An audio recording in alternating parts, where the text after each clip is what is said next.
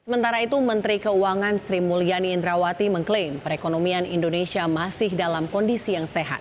Bahkan pertumbuhan ekonomi Indonesia oleh sejumlah lembaga internasional masih dinilai tumbuh positif sebesar 5,1 hingga 5,4% di tahun 2022 ini.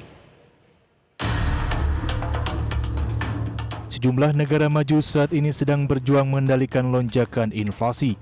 Keputusan Bank Sentral sejumlah negara yang menaikkan suku bunga secara agresif diperkirakan bisa memicu resesi global pada tahun 2023. Namun demikian, secara fundamental pertumbuhan ekonomi Indonesia masih tumbuh positif, meski lingkungan globalnya mengalami kontraksi.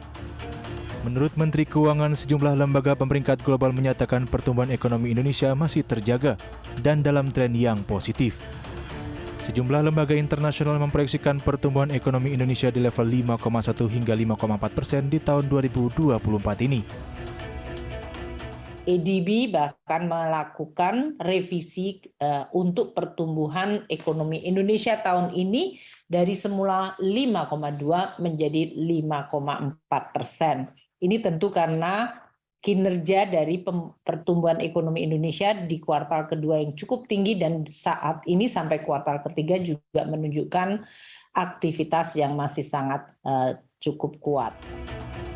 Sri Mulyani menambahkan dengan adanya data tersebut kinerja ekonomi Indonesia dinilai masih bisa bertahan dari gejolak global. Namun demikian pemerintah juga masih mewaspadai kenaikan inflasi pasca kenaikan harga BBM bersubsidi. Dari Jakarta, Tim Liputan IDX Channel.